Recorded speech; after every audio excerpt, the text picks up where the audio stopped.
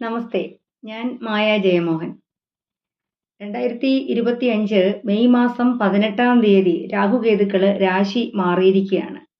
രാഹുകേതുക്കള് പ്രതിലോമമായിട്ട് സഞ്ചരിക്കുന്ന രണ്ട് നിഴൽ ഗ്രഹങ്ങളാണ്. രാഹു ശനിയുമൊത്ത് മീനം രാശിയിലിരിക്കുകയായിരുന്നു. ആ രാഹു കുംഭത്തിലേക്ക് മാറിയിരിക്കുകയാണ്.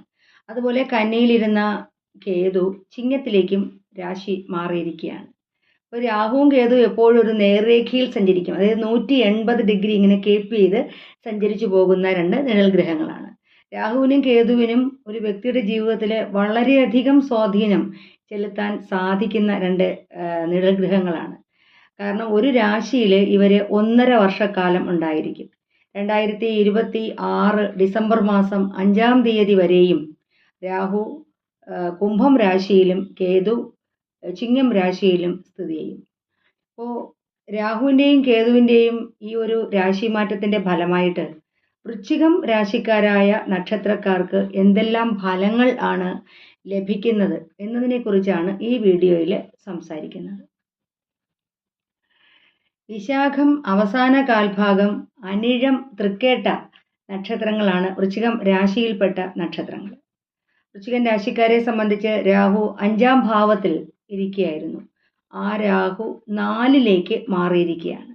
അപ്പോൾ വൃശ്ചികൻ രാശിക്കാർക്ക് ആയ കുട്ടികൾ, പ്രത്യേകിച്ച് കുഞ്ഞുങ്ങളെ സംബന്ധിച്ച് പഠനവുമായി ബന്ധപ്പെട്ട് വളരെയധികം ശ്രദ്ധിക്കേണ്ട ഒരു സമയമാണ്. അതായത് വിദ്യാഭ്യാസത്തിന് എന്തെങ്കിലും കാരണവശാൽ ഒരു ബ്രേക്ക്, ഒരാഴ്ചയെങ്കിലും അല്ല അസുഖവും വന്ന് ട്രീറ്റ്മെൻറ്റിനുമായി ബന്ധപ്പെട്ടെങ്കിലും ഒരു ബ്രേക്ക് ഉണ്ടാകാനുള്ള സാധ്യത ഈ കാലഘട്ടത്തിൽ ഉണ്ട്. അതുപോലെ തന്നെ നമ്മൾ വലിയ ആൾക്കാരാണെങ്കിൽ പോലും എന്തെങ്കിലും ഒരു 2-3 മാസത്തെ കോഴ്സിനെങ്കിലും ചേർന്നിട്ട് അവിടെ ഒരു ബ്രേക്ക് എടുക്കുക, അങ്ങനെ വിദ്യാഭ്യാസത്തിന് ഒരു തടസ്സം വരുന്ന ഒരു സമയമാണ്. അതുപോലെ തന്നെ നമ്മുടെ കുടുംബത്തിനകത്ത് നമ്മുടെ ബന്ധുക്കളുമായി തർക്കങ്ങൾ, അഭിപ്രായ വ്യത്യാസങ്ങൾ ഉണ്ടാകും. ബന്ധു ബലം കുറഞ്ഞു പോകുന്ന ഒരു കാലഘട്ടമാണ്. അതുപോലെ തന്നെ പഠനത്തിന് ബ്രേക്ക്, ബന്ധുബലം കുറവ്, വായുമായി ബന്ധപ്പെട്ട് അതായത് ഉദര രോഗങ്ങൾ ഉണ്ടാകുന്നതിന്, ഗ്യാസ് ട്രബിൾ, ഗ്യാസുമായി ബന്ധപ്പെട്ടിട്ട് എന്തെങ്കിലും ബുദ്ധിമുട്ടുകൾ ഉണ്ടാകുന്നതിന് സാധ്യതയുണ്ട്. പിന്നെ അതുപോലെ അമ്മയുടെ ആരോഗ്യം വളരെയധികം ശ്രദ്ധിക്കേണ്ട ഒരു സമയമാണിത്.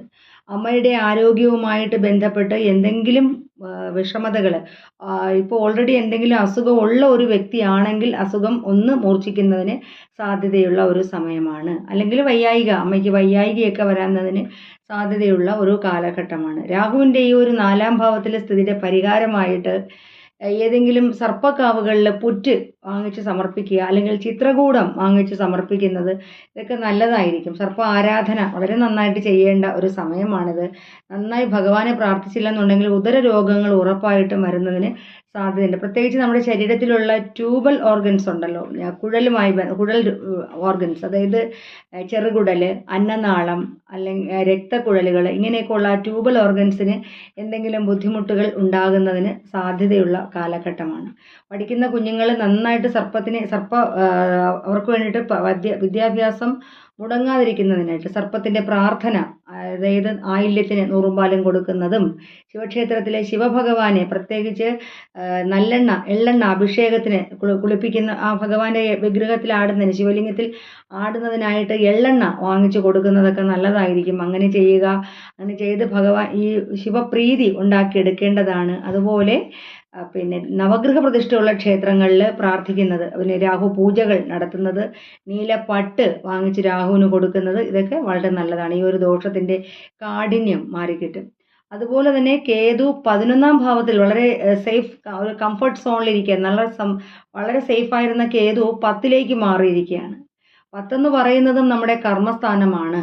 അപ്പോൾ 10-ാം ഭാവത്തിൽ ഈ കേതു വന്നത് കൊണ്ട് നമ്മുടെ ഇപ്പോൾ ചെയ്തുകൊണ്ടിരിക്കുന്ന ജോലിയിലെ എന്തെങ്കിലും ട്രാൻസ്ഫറോ മറ്റോ എക്സ്പെക്റ്റ് ചെയ്തിരിക്കുന്ന ആൾക്കാർക്ക് അത് സാധിച്ചു കിട്ടും. അതുപോലെ തന്നെ നമ്മൾ പ്രമോഷനോ മറ്റോ എക്സ്പെക്റ്റ് ചെയ്തിരിക്കുന്നവർക്ക് അത് സാധിച്ചു കിട്ടും. പക്ഷേ ജോലി നഷ്ടപ്പെട്ടു പോകാൻ, അത് കയ്യേലപ്പുറത്തിരിക്കുന്ന ജോലികളുണ്ടല്ലോ, നമ്മൾ നഷ്ടപ്പെട്ടു പോകുമ്പോൾ ഇങ്ങനെ പേടിച്ചിരിക്കുന്ന ജോലി നഷ്ടപ്പെട്ടു പോകുന്നതിനുള്ള സാധ്യത വളരെ കൂടുതൽ, അല്ലെങ്കിൽ ഇരിക്കുന്ന സ്ഥലത്ത് നിന്ന് വേറൊരു സ്ഥലത്തേക്ക് ട്രാൻസ്ഫർ കിട്ടുക, അതിനൊക്കെയുള്ള സാധ്യതയുള്ള ഒരു കാലഘട്ടം. ആരെയും ഹെൽപ്പ് ചെയ്യാൻ പോകരുത്. കാരണം ഹെൽപ്പ് ചെയ്യാനുള്ള മെൻറ്റാലിറ്റി വർദ്ധിക്കുന്ന ഒരു സമയമാണ്. ആരെങ്കിലുമൊക്കെ എന്തെങ്കിലും സങ്കടങ്ങളോ വിഷമതകളോ കാണുമ്പോൾ നമുക്ക് സഹായിക്കണമെന്നൊരു തോന്നലുണ്ടാകും. പക്ഷേ അത് നമുക്ക് പണി തരും. കാരണം എന്ന് വെച്ചാൽ പരിഹാസമായിരിക്കും തിരിച്ചു കിട്ടുന്ന ഫലം എന്ന് പറയുന്നത്. അപ്പം അതുകൊണ്ട് ദയവേത് ആ ഒരു കാര്യങ്ങൾക്ക് പോവാതിരിക്കുക. തൊഴിലിൽ അലസതകൾ ഉണ്ടാകുന്നതിന് സാധ്യത കൂടിയ ഒരു സമയം, ധനപരമായിട്ട് ചിലവ് വരുന്നതിന് സാധ്യതയുള്ള ഒരു കാലഘട്ടമാണ്. ദുഷ്കീർത്തി കേൾക്കുന്നതിന്, അതായത് മാനഹാനി ഉണ്ടാകുന്നതിന് സാധ്യതയുണ്ട്. അപ്പോൾ അതുകൊണ്ട് പബ്ലിക്കുമായിട്ടുള്ള ഇൻട്രാക്ഷൻ ആണ് ഞാൻ മുന്നേ പറഞ്ഞു, ആരെയും ഹെൽപ്പ് ചെയ്യാനൊന്നും പോകണ്ട. അങ്ങനെയൊക്കെ ചെയ്യാനൊക്കെ തോന്നും, പക്ഷെ അങ്ങനെയൊന്നും ചെയ്ത് കളയരുത്. അതെല്ലാം നമുക്ക് ബാഡ് എഫക്ട്സ് കൊണ്ടുതരും. അതായത് നമ്മൾ ഗുണത്തെ ചിന്തിക്കും, പക്ഷേ ആ ഒരു ഗുണം അതുപോലെ കിട്ടണമെന്നില്ല. നമുക്ക് ദോഷഫലങ്ങളെ ആയിരിക്കും അത് കൊണ്ടുതരിക. അപ്പോൾ ആ ഒരു വിഷയങ്ങൾ നല്ലതായിട്ട് ശ്രദ്ധിച്ച് പോകേണ്ടതാണ്. ഇപ്പോൾ ഈ കേതു ജാതകത്തിനകത്ത് ശുഭനാണെങ്കിൽ ഈ ഫലങ്ങളിൽ ചെറിയൊരു മാറ്റം ഉണ്ടാകും. 10ൽ തന്നെ കേതു ഇരിക്കുന്ന ആൾക്കാർ, അതായത് 4ൽ രാഹുവും 10ൽ കേതുവും ഇരിക്കുന്ന ആൾക്കാരാണെങ്കിൽ പ്രത്യേകിച്ച് വളരെയധികം പ്രാർത്ഥന ആവശ്യമുണ്ട്. കാരണം ഈ ഒരു സമയത്ത് കരിയറുമായിട്ട് ബന്ധപ്പെട്ട് നമുക്ക് ചില്ലറ പ്രശ്നങ്ങളൊക്കെ വരുന്നതിന് സാധ്യതയുണ്ട്. അതുപോലെ കേതുവിൻ്റെ അപഹാരകാലം അനുഭവിക്കുന്ന ആൾക്കാർ, രാഹുവിൻ്റെ അപഹാരകാലം അനുഭവിക്കുന്ന ആൾക്കാർ, അവർക്കൊക്കെ ഈ ഒരു ഫലം എന്ന് പറയുന്നത് പൂർണ്ണമായിട്ടും കിട്ടാനുള്ള സാധ്യതയുണ്ട്. അവർക്കായിരിക്കും ഇതിൻ്റെ ഫലം പരിപൂർണമായിട്ട് ലഭിക്കുക. അതായത് ബാഡ് എഫക്ട്സ് ആണെങ്കിലും നല്ലതാണെങ്കിലും അങ്ങനെ കിട്ടാനുള്ള സാധ്യതയുള്ള ഒരു കാലഘട്ടമാണിത്. നന്നായി ഭഗവാന് ചാമുണ്ടേശ്വരി ദേവിയെ, സ്ത്രീരാശിയിലാണ് രാഹു ഇരിക്കുന്നെങ്കിൽ, അല്ലെങ്കിൽ നമ്മൾ കേതു ഇരിക്കുന്നെങ്കിൽ നമ്മൾ ചാമുണ്ടേശ്വരി അമ്മയെ പ്രാർത്ഥിക്കുന്നത് വളരെ നല്ലതായിരിക്കും. അതുപോലെ ഗണപതി പ്രീതി വരുത്തേണ്ട ഒരു സമയമാണ്. പ്രത്യേകിച്ച് പഠിക്കുന്ന കുട്ടികൾ തടസ്സമൊന്നും ഉണ്ടാകാതിരിക്കാനായിട്ട് ദിവസവും ഗണേശ ഭഗവാനെ പ്രാർത്ഥിക്കുന്നതും, ഗണപതിക്ക് നാരങ്ങാമാല, നമ്മുടെ പക്കപ്പിറന്നാളിനോ മാസത്തിലെ പക്കപ്പിറന്നാൾ വരുമ്പോൾ ഗണപതിക്ക് നാരങ്ങാമാല കൊടുക്കുന്നത്, ഗണപതി ഹോമം ചെയ്യുന്നത്, തൃപ്പടിയിലെ ഒറ്റ നാരങ്ങ സമർപ്പിക്കുക. അത് ഗണപതിക്ക് തൃപ്പടിയിൽ ഒറ്റ നാരങ്ങ സമർപ്പണം എന്ന് പറയുന്നത് തടസ്സങ്ങളെ മാറ്റിത്തരും. അപ്പോൾ അങ്ങനെയൊക്കെ ചെയ്യുന്നതൊക്കെ നല്ലതായിരിക്കും. കറുകമാല പഠിക്കുന്ന കുട്ടികളാണെങ്കിൽ കറുകമാല കൊടുക്കുന്നത് നല്ലതാണ്. കറുക ഒരു ഇങ്ങനെ കിഴി കെട്ടി വെച്ചിരിക്കുന്ന ചെറിയ അതുവാണെങ്കിലും മതി, അങ്ങനെ ഭഗവാന് കൊണ്ടു കൊടുക്കണം. അങ്ങനെയൊക്കെ ചെയ്തുകൊണ്ടിരിക്കുകയാണെങ്കിൽ നമ്മൾ ഈ പറഞ്ഞ ദോഷത്തിൻ്റെ കാഠിന്യം വളരെയധികം കുറഞ്ഞു കിട്ടും. അപ്പോൾ അനിഴം വിശാഖം അവസാന കാൽഭാഗം അനിഴം തൃക്കേട്ട നക്ഷത്രക്കാരെ സംബന്ധിച്ചിടത്തോളം ഈ ഒരു രാഹുകേതു മാറ്റം അത്ര ഗുണകരമായിട്ടുള്ള ഒരു സമയമല്ല. നന്നായി ഭഗവാനെ പ്രാർത്ഥിക്കേണ്ട ഒരു സമയമാണ്. ജ്യോതിഷ സംബന്ധമായിട്ടുള്ള എല്ലാ സംശയങ്ങൾക്കും എൻ്റെ വാട്സപ്പ് നമ്പറുമായിട്ട് ബന്ധപ്പെടാവുന്നതാണ്. വീണ്ടും കാണാം.